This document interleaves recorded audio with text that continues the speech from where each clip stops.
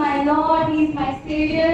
अगर प्रभु पृथ्वी पे नहीं आए होते, आपके और मेरे लिए प्रभु ने लहू नहीं बहाया होता, आई डोंट नो मेरा क्या होता। सो आई थैंक द लॉर्ड कि प्रभु ने अनकंडीशनल प्यार हमसे किया है। अनकंडीशनल लव के लिए मैं प्रभु का धन्यवाद करती हूँ। एट द सेम टाइम मैं मेरे स्पिरिचुअल फादर और मेरे स्पिरिचुअल मदर का धन्यवाद करती हूँ। Seriously, I say I'm so privileged. मैं आपको वर्ड में नहीं समझा सकती, पर मैं समझती हूँ, आत्मा में ये बातों को समझती हूँ, क्योंकि उनकी प्रार्थना हमें प्रोटेक्ट करती है, उनकी प्रार्थना हमें प्रिजर्व करती है, उनकी प्रार्थना हमें ब्लेस करती है, उनकी प्रार्थना हमारे ऊपर स्वर्ग को खोलती है, उनकी प्रार्थना हमारे जीवन में परमेश्वर की उपस्थिति को, परमेश्वर के काउंसिल को, परमेश्वर की डायरेक्शन को रिलीज करती है। So we are so privileged. And आज मैं जब यहाँ पे हम लोग प्रेज वर्शिप कर रहे थे, एंड आई वाज वंडरिंग कि कितना बड़ा प्रिविलेज है कि हम ऐसी कलीसिया में प्लांटेड हैं, हम ऐसे चर्च में प्लांटेड हैं जहाँ पे प्रभु हर बार हमें मिल जाता है। What a privilege it is! You know, कितने लोगों को महसूस हुआ परमेश्वर का प्रेम? कितने लोगों को महसूस हुआ परमेश्वर का आनंद? वो आनंद जो वचन कहता है कि जो दुनिया को भी नहीं दे सकता, ये पृथ्वी को भी नहीं दे सकता, जिसकी आवाज़ नहीं करती है।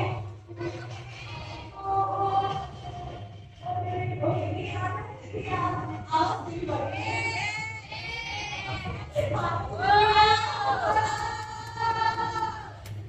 Hallelujah. Thank you, Lord. I thank Sir and Ma'am for this privilege, seriously. And it is all by God's grace. कल Sir ने already प्रार्थना और उपवास के लिए लिया था. So I was like, Lord, I truly need your grace.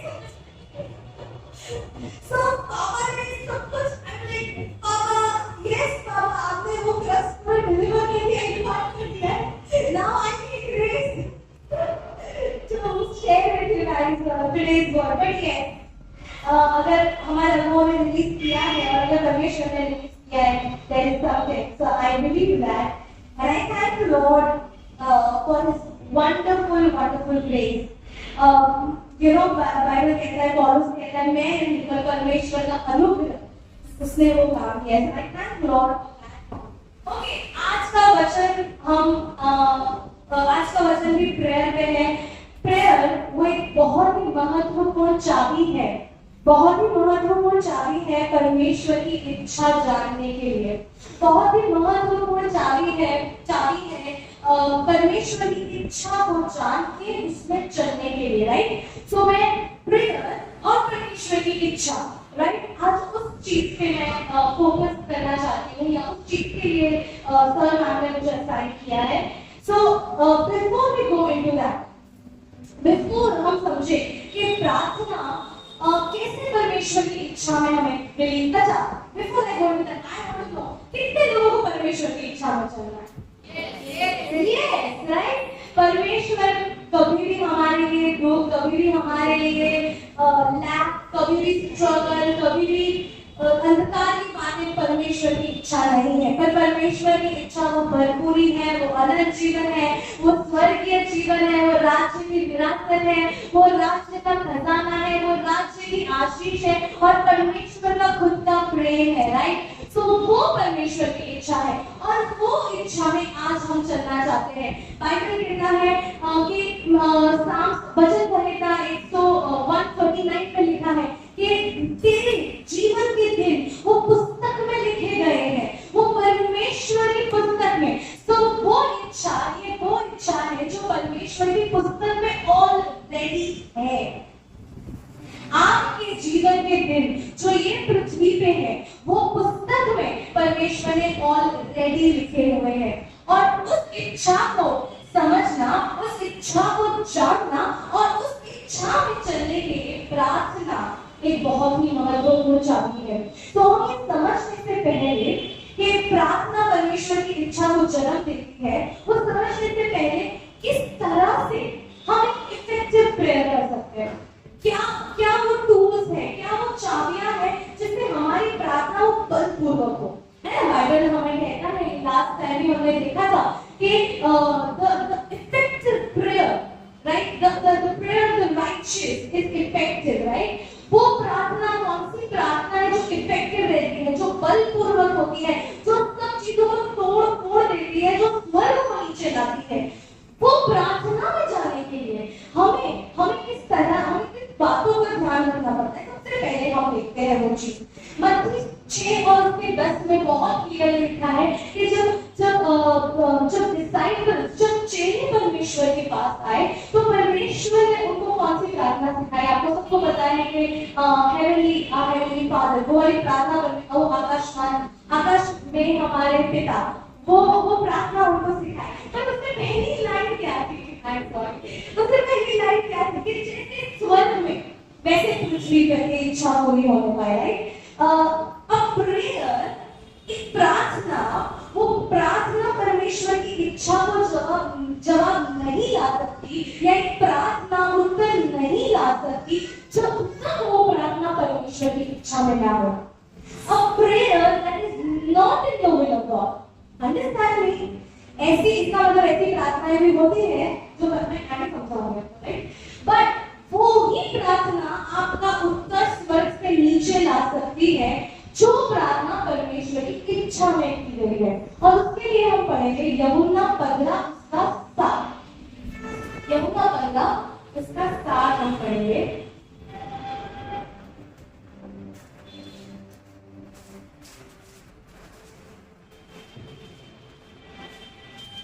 यदि तुम मुझ में बने रहो, यदि तुम मुझ में बने रहो और मेरे वचन तुम में बने रहे, क्या मेरे वचन तुम में बने। सो यदि तुम, मैं परमेश्वर के पास जाऊं और यदि परमेश्वर के वचन मुझ में बने रहे, परमेश्वर का लिखित वचन, परमेश्वर का रहमा वचन, परमेश्वर की रिवील्ड विल जब मेरे अंदर रहती है, तो जो चाहो मांगो और वह तुम्हारे लिए हो जाएगा। जो चाहो वो तुम्हारे लिए हो जाएगा। वाह, what a powerful promise we have. परमेश्वर यहाँ पे कहते हैं, किसके शब्द थे? चलो मुझे बताइए, किसने बोला है? नहीं, आपको जोर से बोलना पड़ेगा। ईश्वर बोला, राइट। अगर तुम मुझ में बने रहो तो तुम मेरे पास आओ प्रार्थना में, है ना। तुम मुझ में बने रहो और क्या है, मेरे शब्द, मेरा वचन तुम में बना रहे। तुम में बना रहे एक बार सुना और फिर भूल गए, संडे को सुना और फिर हो गया, नहीं, कंटिन्यूअली बना रहने का मतलब क्या होता है? वो चलता है, वो कंटिन्यूअस रहता है। तो जब मेरे वचन तुम में बने रहेंगे, फिर तो जो चाहो मांगो, जो चाहो मांगो। ओके, मैं एक और वर्ड, ये बोलने से पहले मैं एक और वर्ड बताती हूँ कि वचन ऐसा भी कहता है कि मन के भरपूरी में से मुख बोलता है, राइट। तो हम कुछ भी नहीं बोलेंगे। अगर मेरे वचन तुम में बने रहेंगे, मेरी इच्छा, मेरा वचन, जैसे परमेश्वर बोलते हैं, परमेश्वर बोलते मेरा वचन वो मेरी इच्छा है। God's word is God's will, right? So जब वो वचन तुम में बना रहेगा तो तुम जो कुछ भी मांगोगे वो तुम्हारे लिए होगा, right? और ये लास्ट टाइम भी हमने देखा था और इस सर ने भी लिया था कि पहला यूहन्ना 5 और उसकी 14वीं आयत बोलती है कि साहस के साथ वो सिंहासन के आगे आओ, right? With confidence. Why? क्योंकि आपने बोला है और आप वो करोगे। और उसके रिलेटेड मैं वर्ड भी लेना चाहती हूँ, उसमें आइज़ाया 55 और 11 कल सर ने ऑलरेडी यूज किया है, राइट। पर कहने का मतलब ये है, कैसी प्रार्थना उत्तर लाती है, कैसी प्रार्थनाएं वो रास्ता करती है, कैसी प्रार्थनाएं प्रभु की इच्छा को पृथ्वी पे जन्म देती है। वो प्रार्थनाएं जो परमेश्वर की इच्छा में की गई हो। और परमेश्वर जैसे वचन कहता है कि हमें नहीं पता है हमें कब क्या प्रार्थना करनी, जैसे कि कई बार हमारे पास रिक्वेस्ट होती है पर हम एक समय पे आते हैं, एक पॉइंट पे आते हैं जहाँ पे we do not know what to speak next. पर पवित्र आत्मा तुम्हारी अगुवाई करेगा और तुम्हें प्रार्थना में लीड करेगा। तो तुम क्या, और भाषा बोल रहे तो पवित्र आत्मा परमेश्वर के साथ बात कर रहे हैं और हम परमेश्वर की नाव हुए को बोल रहे हैं।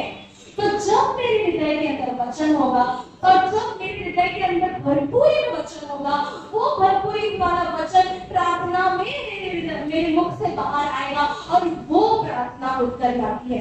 Number 2, okay, I also want to take this. This is a very powerful verse. कि प्रार्थना में हमारा फोकस क्या होना चाहिए? We will see this is very powerful. उत्पत्ति 15 उसका 2 और 3, उत्पत्ति 15 इसमें परमेश्वर, यस, इसमें परमेश्वर पर अब्राहम का परमेश्वर के साथ आमना सामना होता है, राइट? और परमेश्वर कहते हैं इन बातों के पश्चात यहोवा का वचन दर्शन में अब्राहम के पास पहुंचा, अब्राहम मत डर, मैं तेरी ढाल हूं, तेरा प्रतिफल अति महान होगा।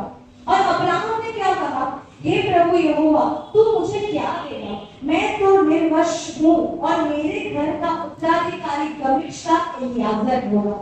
सो यहाँ पे परमेश्वर उसके साथ एनकाउंटर कर रहे हैं, परमेश्वर उसके सामने वचन ला रहे हैं, परमेश्वर उससे बात कर रहे हैं। पर अब्राहम का फोकस कहाँ था? कि परमेश्वर मेरे पास तो तेरा वचन परिपूर्ण करने के लिए तो है ही नहीं, मेरे घर में तो जो मेरा सर्वेंट है वो इनहेरिट करेगा मेरा इनहेरिटेंस, तो कौन करेगा?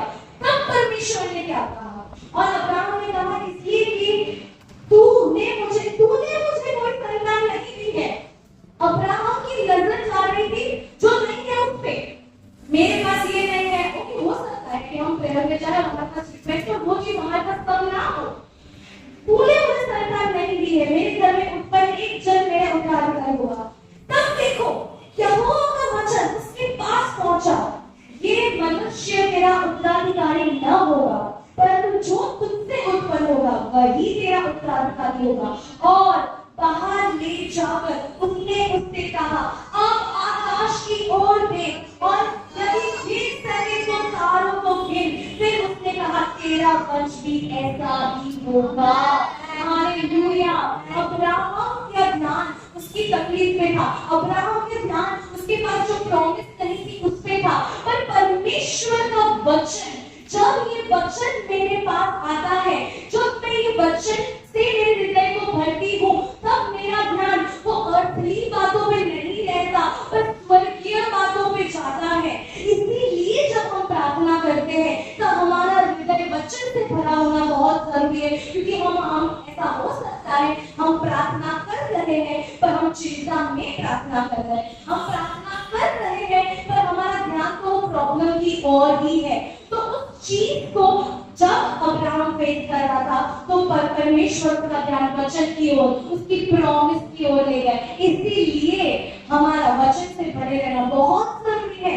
मेरा जब मैं प्रेयर में ये सब हमेशा हमें सलाह देते हैं, हमेशा एडवाइस करते हैं, प्रेयर में कभी भी ना जाइए जब तक आपका हृदय वचन से नहीं भरपूर है, क्योंकि वचन हृदय की भरपूरी करने से मुख बोलता है। अच्छा, अब हम देखेंगे मत्ती 6। So my focus has to be what? When I go into prayer, मेरा फोकस, मेरा ध्यान वो वचन होना चाहिए, वो परमेश्वर की प्रॉमिसेस होनी चाहिए, क्योंकि बाइबल कहता है कि पर हर एक परमेश्वर की प्रॉमिस वो यीशु मसीह में हाँ और आमीन है, राइट? सो मैथ्यू 6:33 दूसरी चीज जो हमें ध्यान रखनी है, परंतु तुम पहले परमेश्वर के राज्य और उसकी धार्मिकता की खोज में लगे रहो, तो ये सब वस्तुएं तुम्हें दे दी जाएंगी। सबसे पहले क्या? Seek me and my kingdom, seek me and my kingdom, my righteousness, और तुम्हें ये सारी बातें दे दी जाएगी। सो हम परमेश्वर की इच्छा को कब जन्म दे सकते हैं? जब परमेश्वर हमारे जीवन में पहले स्थान पे होता है। कौन सी प्रार्थनाएं परमेश्वर का उत्तर ये पृथ्वी पे ला सकती है? कौन सी प्रार्थनाएं स्वर्ग की बातों को जन्म दे सकती है? वही प्रार्थनाएं जब हम वो प्रार्थना उत्तर ला सकती है जिसमें परमेश्वर का पहला स्थान हो। जब परमेश्वर मेरी पहली प्रायोरिटी होती है, जब परमेश्वर मेरा सब कुछ होता है, तब ये वचन के अनुसार कहा गया है कि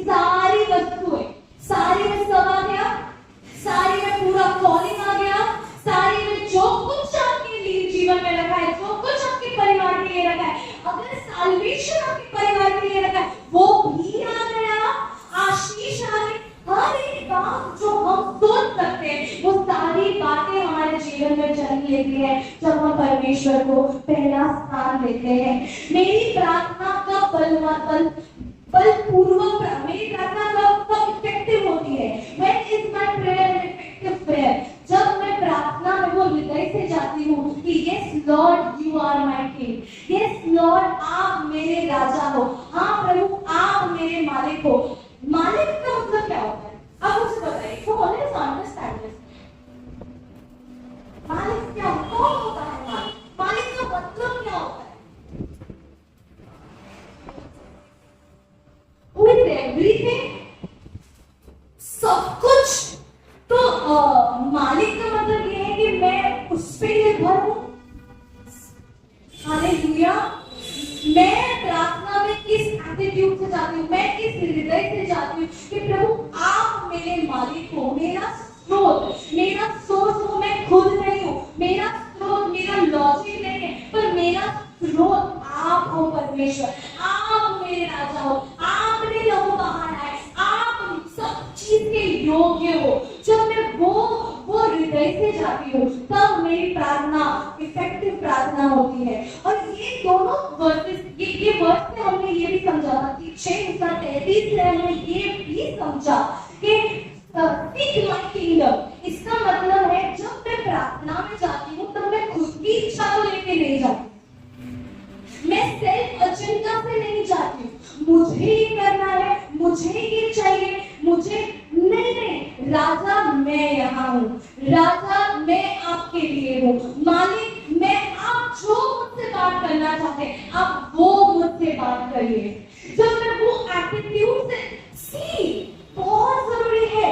आप जब खुद का हो सकता है कि ऐसा नहीं है कि आपके हृदय में कोई प्रश्न ना हो, ऐसा नहीं, ऐसा होता है कि हमारे हृदय में प्रश्न होते हैं, हम कोई सिचुएशन में होते हैं, हम कोई चीज फेस कर रहे होते हैं, पर हम उस चीज को पकड़ के नहीं बैठते हैं प्रार्थना में, हम उसको वेदी पे रख देते हैं, हम उसको ऑल्टर पे रख देते हैं। और जब हम हमारी इच्छा को, हमारी सुइच्छा में, हमारी जो सेल्फ विल है उसको हम लोग छोड़ देते हैं और परमेश्वर की इच्छा को ग्रहण करने के लिए हमारे हृदय को खोलते हैं, तब परमेश्वर अपनी इच्छा को रिपीट करता है। अगर मैं सोचूं कि ऐसा हो जाएगा, ऐसा होगा, प्रभु आप ऐसा ही करो, पर प्रभु बोल रहे हैं कि मुझे ऐसा नहीं करना है, मैं चाहता हूं कि तू ऐसा कर। पर अगर मैं खुद की इच्छा को पकड़ के रखूंगी, प्रभु मैंने सोचा है, सी परमेश्वर इतने अद्भुत है, परमेश्वर इतने महान है कि हमारा छोटा दिमाग उसे नहीं समझ सकता है कभी-कभी। पर हम जब प्रार्थना में, दूसरी बात जो परमेश्वर कहते हैं कि सारी बातें भलाई की बातें होती, तो परमेश्वर हमें कुछ भी बोलते हैं वो हमारी भलाई के लिए होता है, राइट? तो जब हम वो हृदय से जाते हैं, दूसरी बात ये चीज क्या बताती कि हम हम्बल, हम नम्र हैं। कौन सी प्रार्थना जवाब लानी है? आपको पता है कोई इंसान वो यहाँ पे कमरे में बैठा होगा, वो कुछ बोल नहीं रहा होगा, पर घुटनों पे खुद को हम्बल करके अगर वो प्रार्थना करे तो वो स्वर्ग को और पूरी पृथ्वी को और नर्क को भी वो हिला सकता है। वो ताकत है आपकी प्रार्थना में, पर वो नम्र हृदय से जो प्रार्थना निकलती है, I tell you कि बाइबल कहता है कि the humble will inherit the earth। Matthew में लिखा है, मत्ती में लिखा है, जो नम्र है वो, उनको मिलेगा ये इनहेरिटेंस, उनको मिलेगी ये पृथ्वी। आमेन। तो नम्र प्रार्थना, नम्र हृदय का मतलब lord I am here, lord I surrender. प्रभु अगर मुझसे कोई पाप हो गया है, प्रभु अगर मैं किसी के लिए दुआ करूं तो प्रभु उनके बिहाफ पे मैं माफी मांगती हूँ। सबसे पहले मैं खुद को शुरू करती हूँ और मैं उनके बिहाफ पे माफी मांगती हूँ। जब वो हृदय से मैं प्रार्थना करूंगी, और हम देखेंगे आगे, हम देखेंगे कि हम्बल प्रेयर क्या कर सकती है। आमेन। So when I'm ready to submit, अच्छा हम्बल हृदय का मतलब क्या होता है? हम्बल हृदय का ये भी मतलब होता है कि प्रभु मैं आज खाली हूँ, राइट? खाली होगा मतलब है जो कुछ भी मैं कैरी कर रही थी, प्रभु को मैं सिंहासन पे, बाइबल कहता है, जैसे मैंने भी अभी बोला था कि take my yoke, give me your yoke, आप जो बर्डन कैरी कर रहे हो वो मुझे दे दो। मींस अपने जो चीजें पकड़ के रखी आप वो मुझे दे दो, और जब मैं चीज करते हो तब मेरी प्रार्थना उत्तर लाती है। दूसरी चीज मत्ती, हम ये सारे वर्सेस हम देखेंगे। मत्ती 11 उसका 25, मत्ती 11 sorry mark, I am sorry my mistake, mark 11:35।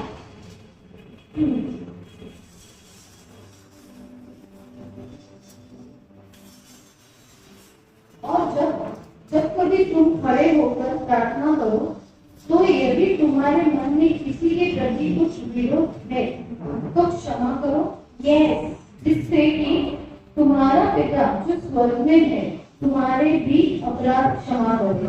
अगर तुम्हारे हृदय में किसी के लिए कुछ है, अगर तुम्हारे हृदय में कोई मतभेद है, अगर तुम्हारे हृदय में कोई भी प्रकार का अनफॉरगिवनेस है, कोई भी प्रकार की कड़वाहट है, तो क्या बोला है?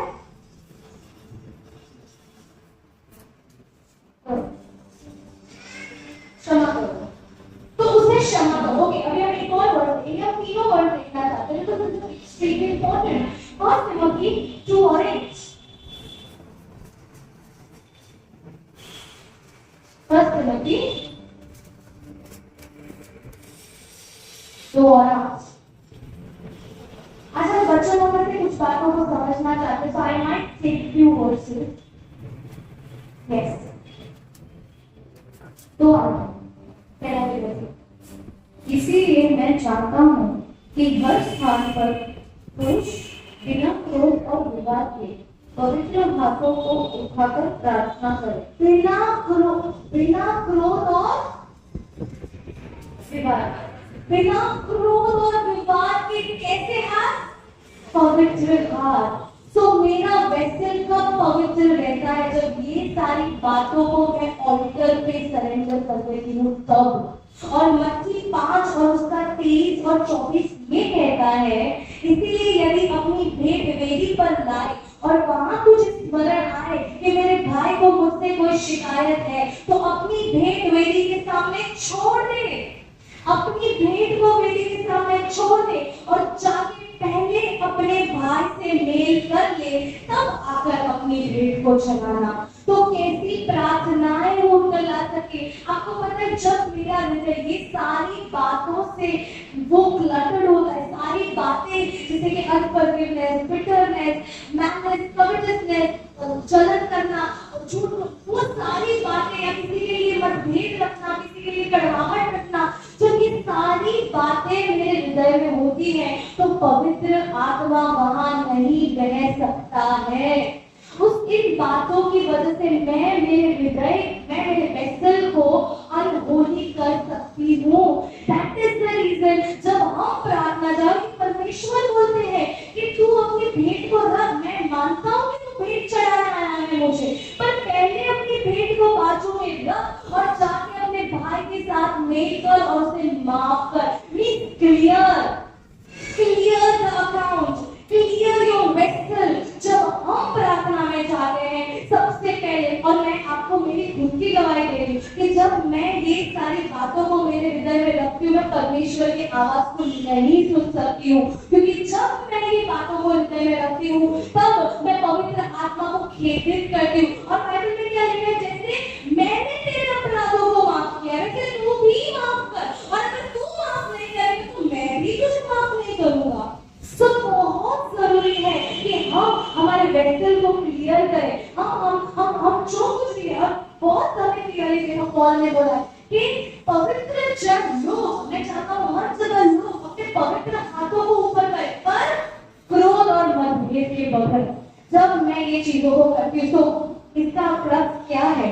मेरी प्रार्थनाएं निरंतर हो सकती है अगर मैं ये बातों को, तो बहुत जरूरी है जब हम प्रार्थना में जाए और पवित्र आत्मा हमें स्मरण दिलाते हैं कि तूने तेरे भाई को माफ नहीं किया, तू तेरे हृदय में ये चीजों को लेके घूम रहा है या घूम रही है, तो वहां पे पवित्र आत्मा की मदद से, पवित्र आत्मा की सामर्थ्य से, वचन की सहायता से हम उनको माफ करें। और बाइबल क्या कहते हैं पता है? ये सारी बातें हाँ हम लोग विलिंगनेस दिखाते हैं, पर ये सब कैसे होता है? परमेश्वर के अनुग्रह से। परमेश्वर के अनुग्रह से हम ये सारी बातों, परमेश्वर हमें अनुग्रह देगा। और सर ने बहुत अच्छा रेवलेशन हमें दिखाया है कि परमेश्वर का अनुग्रह क्या है, परमेश्वर का अनुग्रह उसका सामर्थ्य है। तो जब हम कहते हैं ना, हाँ प्रभु तेरा अनुग्रह से सब कुछ, आई डू ऑल थिंग्स, तेरा अनुग्रह मेरे साथ है, मैं ये बोल रही हूँ, हाँ प्रभु तेरा सामर्थ्य मेरे साथ है। आमेन, हालेलुया। अच्छा, और जब हम ये चीज करते हैं तब हम बहुत अगर पावरफुल वर्ड पढ़ेंगे जो पतरस ने बोला, एक्ट 3 में प्रेरितों के काम 3 और उसकी 19 आयत।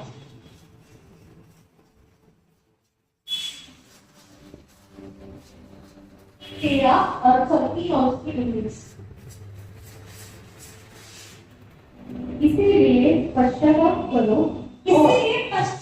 करो और लौट आओ, यस तुम्हारे पाप मिटाए जाए, जिससे कि प्रभु की उपस्थिति से सुख चैन के दिन आए।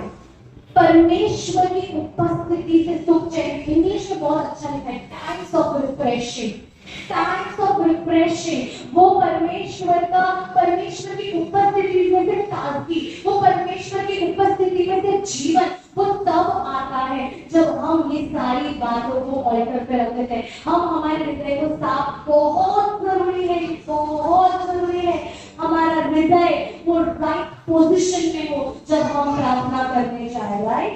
ओके, तो दूसरी चीज जो सर ने कल दी थी और मैं सिर्फ उसको ऊपर से टच करना चाहती हूँ।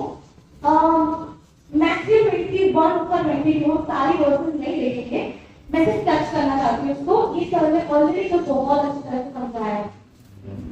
मैथ्यू 21-22, मत्ती 21 और 22, उसके दूसरे रेफरेंस है मार्क 11 उसका 24 और जेम्स याकूब 1:6-8 और लूका 11 और 13। ये सारे रेफरेंसेस हैं, तो हम एक पढ़ेंगे।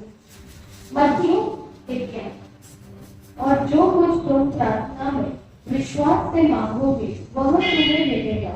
जो कुछ तुम प्रार्थना में विश्वास से मांगोगे वो तुम्हें मिलेगा। तो कैसी प्रार्थनाएं परमेश्वर की इच्छा को जन्म दे सकती है? वो प्रार्थनाएं जो विश्वास से की जाती है। और कल सर ने बहुत अच्छा वर्ड किया, persistent faith, amplified करेगा, persistent faith। तो वैसी प्रार्थनाएं भी परमेश्वर की इच्छा को जन्म दे सकती है या मुझे परमेश्वर की इच्छा में ले जा सकती है, जो प्रार्थना विश्वास से की जाती है। और याकूब के 1:6-8 में बहुत क्लियरली लिखा है कि तुम दो चिंता मन ये एक्सपेक्ट ना करें कि उसको परमेश्वर से कुछ मिलेगा।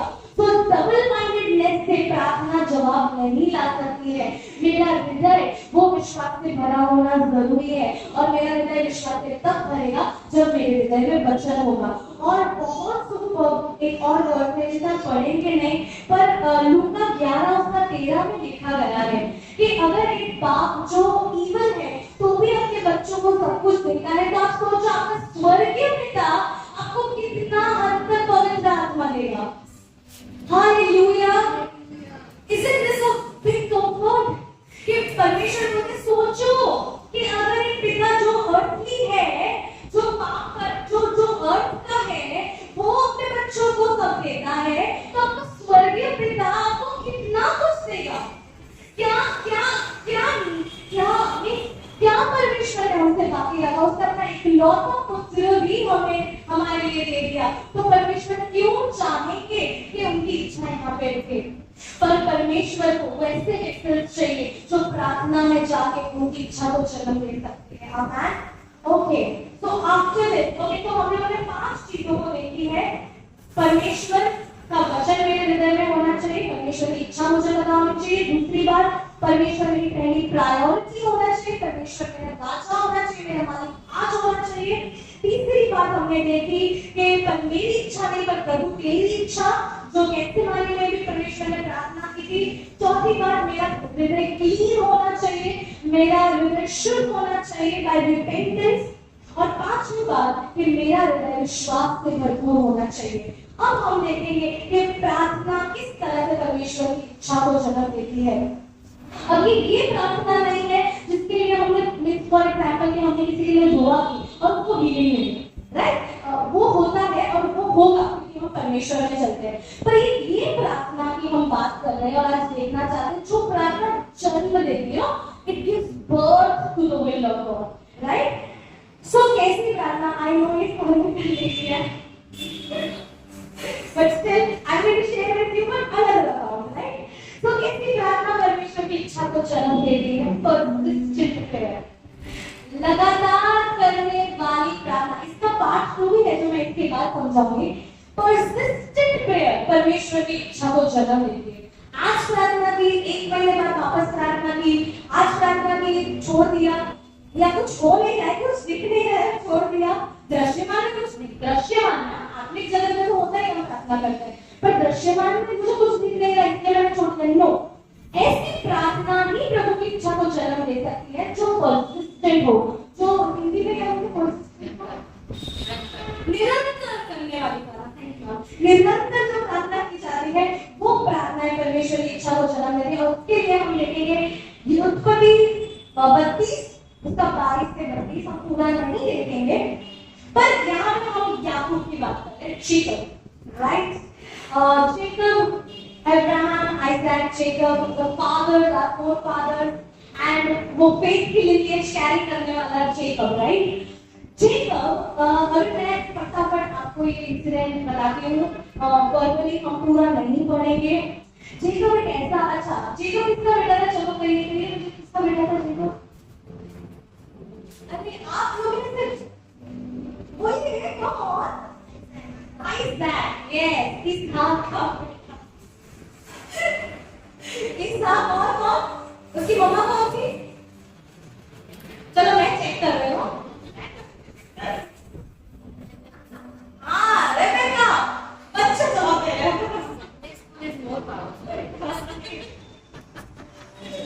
इसहाक और रेबेका, और इसहाक का भाई था, याकूब का भाई था ईसाऊ, राइट? ईसाऊ का भाई था, और कौन बड़ा था?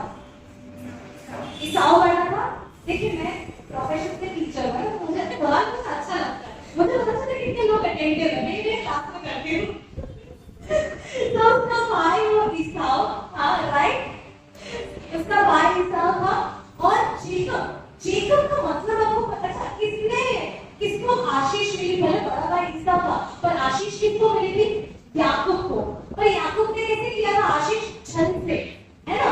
धोखा देके उसने आशीष हिसाब से ली, राइट? उसके जो फादर थे, जो ब्लेसिंग थी, जो अब्राहम से उनकी लिनिएज आई थी, वो ब्लेसिंग को उसने छल से लिया।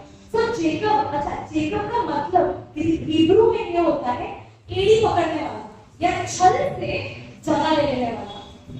इसलिए उसका, क्योंकि वो जब पैदा हो रहा था तब ईसा बाहर आया तो इसकी एड़ी पकड़ के वो बाहर आया। अगर आप उसको ध्यान से पढ़ोगे, आप आगे के चैप्टर्स पढ़ना, मैं उसको समझाऊंगी नहीं। इसलिए उसका नाम याकूब रखा, क्योंकि वो इसका मतलब होता है नॉर्मल भाषा में चीटर, राइट? ये मतलब चीटर, तो उसका मतलब ये होता है, राइट? पर उसका नाम क्या पड़ा? परमेश्वर ने उसका नाम क्या रखा? इस्राएल। अच्छा, इस्राएल का मतलब आप जान के बहुत खुश होंगे, शायद आप लोगों को, कुछ लोगों को पता होगा, पर मैं आपको कौन बताना चाहती हूँ। इस्राएल हिब्रू शब्द है, हिब्रू शब्द इस्राएल, इस्राएल, YISRAEL, हैश 347, वो दो रूट शब्दों से बना गया शब्द है, राइट? सारा और एल। सारा का वो है डेफिनेशन, एक ऐसा व्यक्ति जिसके पास सामर्थ है एक राजा की तरह होना, who has power as a prince, और एल का मतलब होता है गॉड ऑलमाइटी। तो इन दोनों के रूट शब्दों को हम मिलाते हैं तो इस्राएल का मतलब हिब्रू भाषा में ओरिजिनली ये होता है प्रिंस ऑफ गॉड, या तो एक ऐसा व्यक्ति who rules as God। Hebrew में इसका ओरिजिनल मीनिंग है जो परमेश्वर की तरह राज करता है, या तो जो परमेश्वर का प्रिंस है, इसका प्रिंस, ओके? सो इस्राएल का ये मतलब है। सो जेकब जो चीटर था, और जेकब जिसका नाम परमेश्वर ने इस्राएल रखा, अगर मैं नॉर्मल इंग्लिश में बोलूं इस्राएल रखा, वो दोनों के बीच में अंतर था। सबसे पहले तो वो भाग गया, परमेश्वर ने उसकी ट्रेनिंग दी, परमेश्वर ने उसको खुद की मेडिसिन खिलाई, लाबान ने, आप इसको घर पे जाके पढ़ सकते हैं, लाबान ने उसको धोखा दिया और उसने खुद की मेडिसिन को खाया। मेरे साथ मैंने धोखा दिया, मेरे साथ भी धोखा होगा। और कितने साल प्रभु ने उसको प्रेम किया, किसी को याद है? आपको मुझे पता चलेगा कितने साल प्रेम किया था लाबान ने, कितने साल उसको, कितनी बार धोखा दिया? चलिए बता, 2 बार। Sunday school very sharp. 2 बार धोखा दिया, 7 साल, 2 बार 7 साल का धोखा दिया था उसको, फिर जाके लगाया था, राइट? और फिर परमेश्वर, ये अभी आई थिंक मैंने इसका रेफरेंस नहीं लिखा है, यस मैंने रेफरेंस लिखा है, पर आप घर पे जाके पढ़ सकते हो। जेनेसिस 28 में परमेश्वर उसके साथ आमने सामने आता है। परमेश्वर उससे बोलता है कि अब तू तेरे पिता के घराने वापस जा। इसहाक ने ही जेकब को हारान वापस भेजा कि तू तेरे माँ के घर वापस, वो देश वापस जा और वहां पे प्रभु तेरे को पत्नी देगा, राइट? और अभी जेनेसिस 28 में परमेश्वर के साथ उसका आमना सामना होता है और परमेश्वर ही उससे यहाँ पे बोलता है अब तू वापस जा, राइट? और वो जब वापस जाता है तब उसके सामने एक चीज आई। जेनेसिस 32 में क्या था? वो इसने समय से कैरी करता था, उसने किसको धोखा दिया था?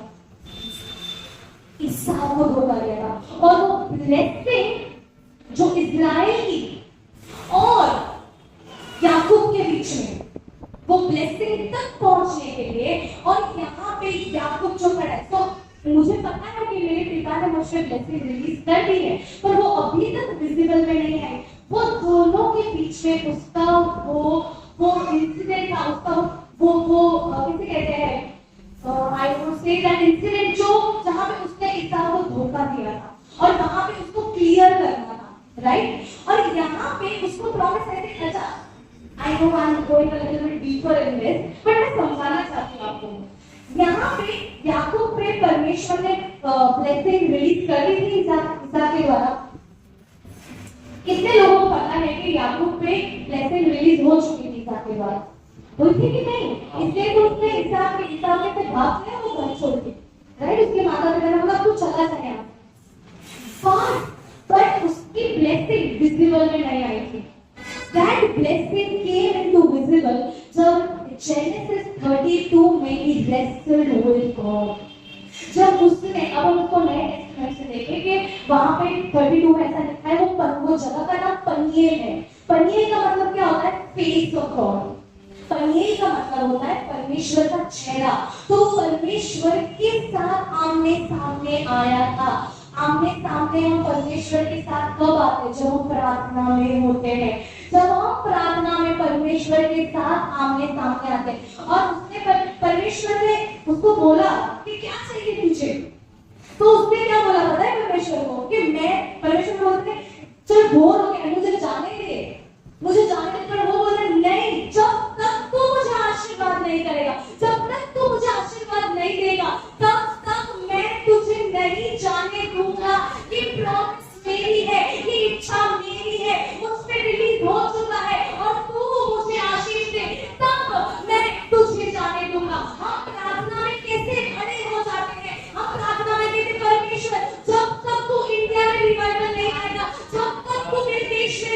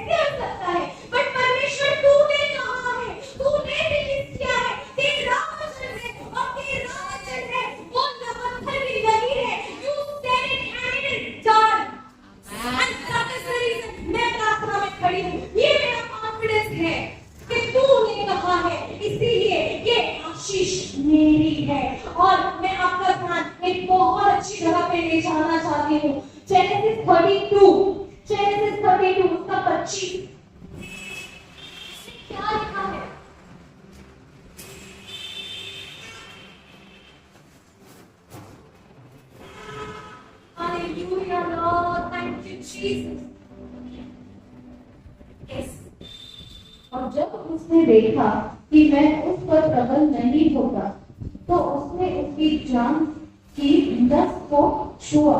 इसीलिए याकूब की जान की नस कुश्ती लड़ते समय जोर से उखड़ गई। उसका जो जांघ का एरिया है वो डिसलोकेट हो गया था। रेसल करते करते डिसलोकेट हो गया था। कैसी प्रार्थनाएं परमेश्वर की इच्छा को जन्म दे सकती है। जो जो लोग कॉस्ट को कीमती नहीं गिनते हैं, those people who are ready to pay the price in prayer, no problem प्रभु, अगर मेरा पैर, अगर मुझे कोई भी sacrifice देनी हो, it doesn't matter, but the blessing belongs to me. Father Nash की जो सर ने ग्रुप में वो हमारे साथ शेयर की थी, prevailing prince of prayer, Father Nash के बारे में ये कहा गया है कि उसने वो इंसिडेंट लिखा है कि वो इतना प्रार्थना करते थे क्योंकि नाक में से खून बहने लगता था। और वो ऐसा लिखा है कि वो कहते थे मुर्दे की तरह वो लोग प्रार्थना में गिर जाते थे। they paid the price।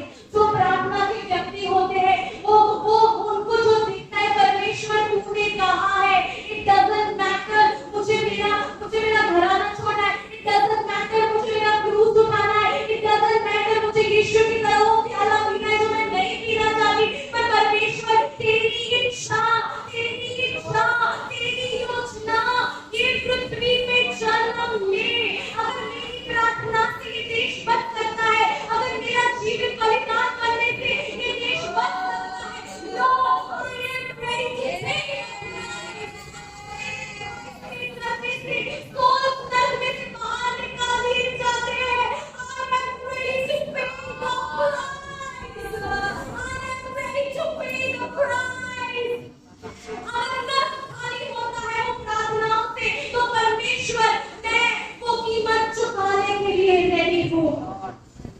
Hallelujah, Lord, we are ready to pay the price.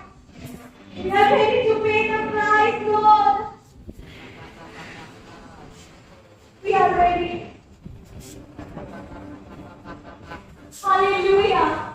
और ऐसी प्रार्थना कौन कंसिस्टेंटली प्रार्थना कर रहा है हम देखेंगे Hebrew 7:25। Someone is praying persistently। निरंतर कोई हमारे लिए प्रार्थना कर रहा है। अतः जो उसके द्वारा परमेश्वर के समीप आते हैं वह उनका पूरा उद्धार करने में समर्थ है, क्योंकि वह उनके लिए निवेदन करने को सर्वदा जीवित है। वो उनके लिए निवेदन करने को सर्वदा जीवित है। यहाँ पे किसकी बात हो रही है? यहाँ पे यीशु मसीह की बात हो रही है। इंग्लिश में लिखा है He lives forever to make the intercession for us। वो हमेशा के लिए जीवित है। भले क्रूस पे उसने अपना लहू बहाया, क्रूस पे उसने अपना बलिदान दिया, पर आज भी वो सिंहासन पे बैठ के हमारे लिए मध्यस्थता कर रहा है, आपके और मेरे लिए मध्यस्थता कर रहा है। भले उसने प्राइस पे कर ली है, पर वो इंडिया के लिए मध्यस्थता कर रहा है, वो हमारे परिवार के लिए मध्यस्थता कर रहा है, वो आपके लिए मध्यस्थता कर रहा है। और जब मैं प्रार्थना करती हूँ, I join my intercession with my mediator, I join my intercession with my high priest, I join यीशु की मध्यस्थता के साथ। जब मैं प्रार्थना करती हूँ तो मैं मेरी मध्यस्थता को छोड़ती हूँ और वो करना भी है, वो प्रार्थना भी है। और वहाँ पे लिखा है He lives forever। वो हमेशा के लिए eternity to eternity के लिए हमारे लिए मध्यस्थता कर रहा है। हम जो प्रार्थना कर रहे हैं, We are not alone। Our Jesus, our chief intercessor, our high priest is praying with us। He is backing us up। Hallelujah, hallelujah, hallelujah।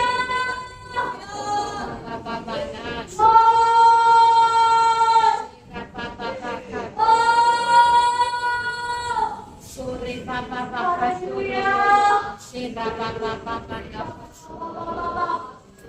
जब persistent प्रार्थना की जाती है, जब निरंतर प्रार्थना की जाती है, मैं आपको इसके डीपर लेवल में ले जाना चाहती हूँ।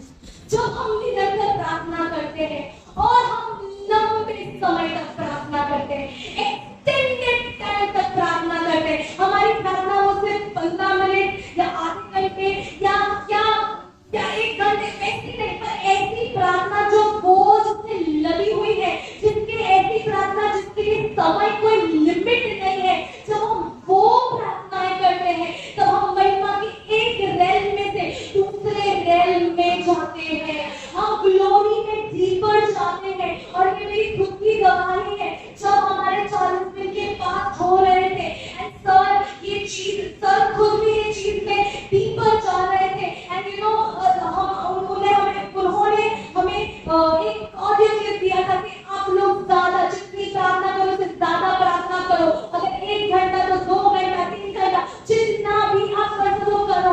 I saw the change. जब मैं वो दुआ कर रही थी तो पवित्र आत्मा एक रेल में से जैसे थोड़ा समय आता था, I used to feel that okay this मैंने ये रेल पे टैप किया है, पर जैसे ही मैं